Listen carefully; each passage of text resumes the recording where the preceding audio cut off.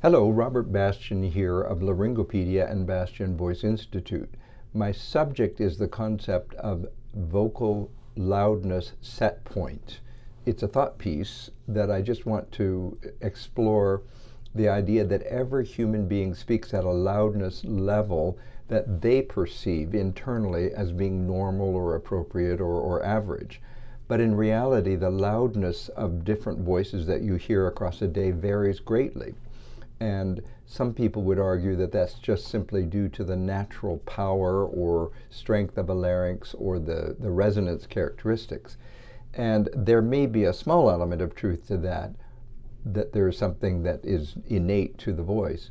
But every human voice also has a kind of volume control that's under that person's management, and it's regulated by how its owner perceives the loudness of their speech.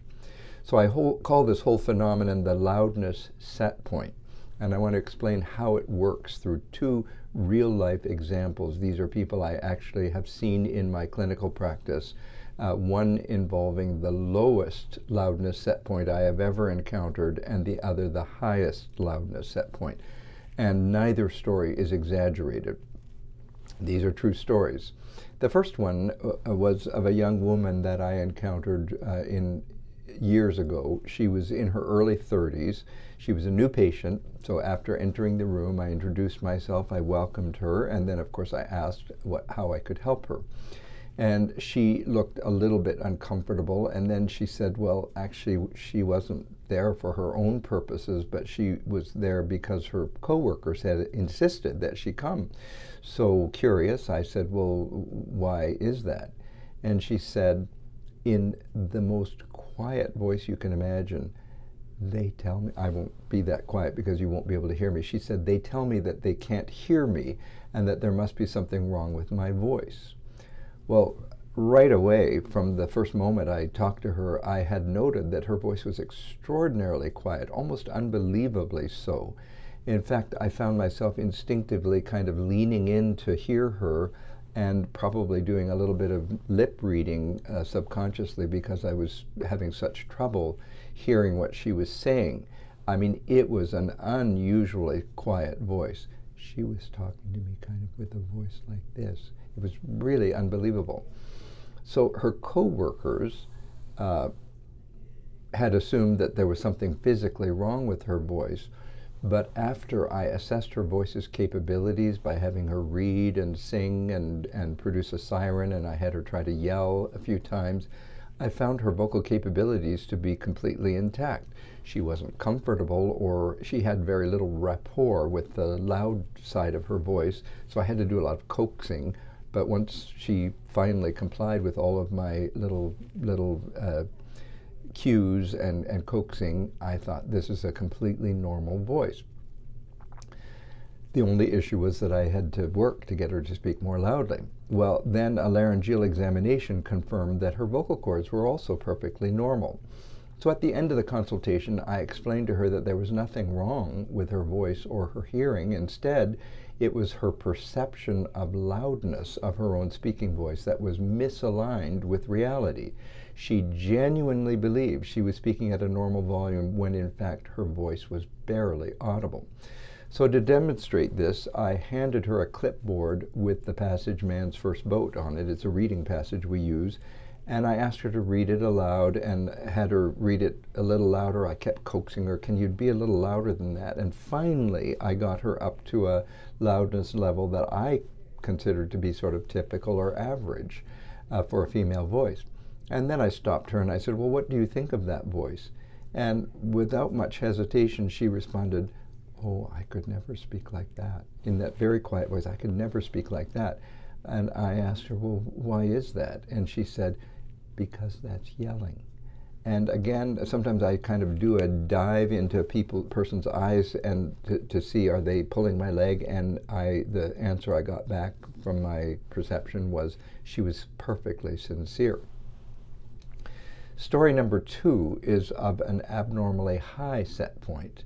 In this case, it was a young, early career operatic tenor who had traveled from New York City to Chicago and his chief complaint was issues with his singing voice, and on examination his falsetto was quite hoarse, and his laryngeal exam revealed bilateral vocal cord injuries of the sort that we see from vocal overuse, a vibratory injury. And this is a common scenario in my practice, but what was uncommon in this man was the sheer loudness of his speaking voice. It still is memorable. I can sort of hear his voice almost in my head. Throughout our entire conversation, his voice was just deafening. And I found myself instinctively wanting to roll my chair back. And at times it felt like his voice was cutting through my head. By the end of the consultation, I remember I almost had a headache from the loudness of this voice. We were in a quiet room, just the two of us, and yet it was the loudest speaking voice I've ever encountered in that kind of quiet, two-person conversation kind of context. And of course, unsurprisingly, his excessive loudness was contributing to his vocal cord damage. Well, I repeated the same exercise that I had with the young woman, except that in this case I kept saying, can you read that sentence a little quieter, a little quieter, a little quieter. And finally I got him to what I would consider to be a sort of appropriate loudness for that circumstance. And I said to him, what do you think of that voice? And without hesitation, he responded in a similar fashion. He said, oh, I could never use that voice. And when I asked him why not, he said something along the lines of, well, that's whispering, or nobody would hear me, or something like that. And again, the dive into his eyes and total sincerity. Well, these two individuals exemplify what I call a disorder of vocal loudness perception. Personal vocal loudness perception, not other people's loudness perception, but their own internal loudness perception. Both of them genuinely believed that they were speaking at an appropriate volume, yet the whole rest of the world listening in would say one was extraordinarily soft-spoken while the other was excessively loud. So each was experiencing a real-life consequence as a result. The young woman was frustrating her co-workers, and she was likely facing some social limitations due to her nearly inaudible voice. The young tenor was damaging his vocal cords and putting his operatic career at risk, and he was damaging them not just from excessive singing, but also from speaking at an unnecessarily, extraordinarily loud volume. So to help each of them, I didn't just talk about vocal cords, and send them out saying to the young woman, your larynx is fine, your coworkers are wrong, that there's nothing wrong with your larynx.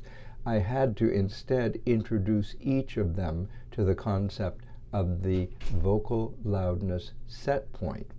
And I explained to them that for a period of time, each of them needed to rely on other people's ears to help them reset their perception of loudness. So how did I suggest they do that? I said pick out family and close friends, a small number of them, and teach each of them a 7-point scale of loudness, where 1 is extraordinarily soft-spoken, 4 is average, and 7 is really loud-spoken. And explain to them that 1 and 2 is too soft, and 6 and 7 is too loud. So the range we're aiming for is between 3 and 5. Then I said, give each of the people that you explain this 7-point scale to permission to do what we call sound checks. So, for example, the tenor might be in the middle of a phone conversation, and his significant other might walk by and silently hold up 7 fingers. And that's a quick visual cue to him to dial it down, that, your voice is really loud. Or he could go to dinner and say to himself, okay, during dinner, I'm going to I'm going to dial my own voice. I'm going to change my volume setting to 4. And then I'm going to find out, first of all, does anyone notice? Does anyone say anything? And if they don't, halfway through the dinner, I'll say to them, okay, sound check.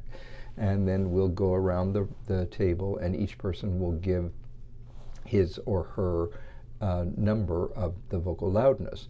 Well, if the consensus was 7 and he thought he was being 4, do you see how that would teach him something, and he'd have to kind of reorient himself, and over time he might become able to kind of manage his own volume control with better self-insight.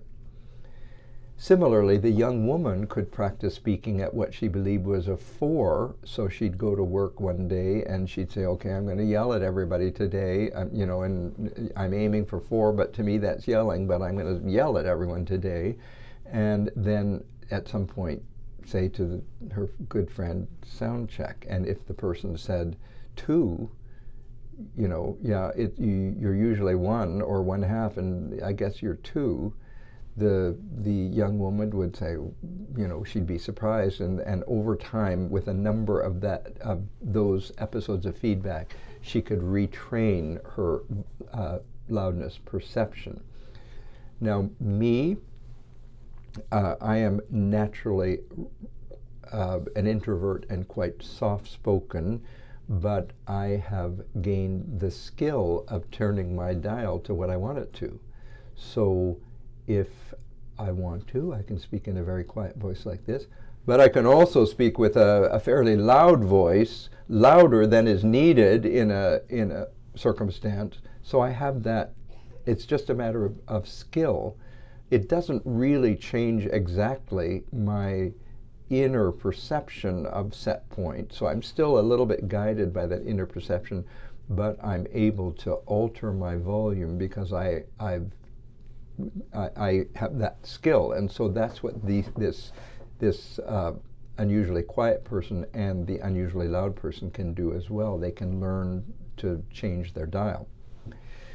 Well, that is the essential framework of what I call the vocal loudness set point that everybody has, and the possibility of a vocal loudness set point disorder, a condition where an individual's self-perception of their vocal volume does not match reality or doesn't match the perception of people around them, often leading to personal or professional challenges or even vocal cord injury. So there it is, and I appreciate your listening.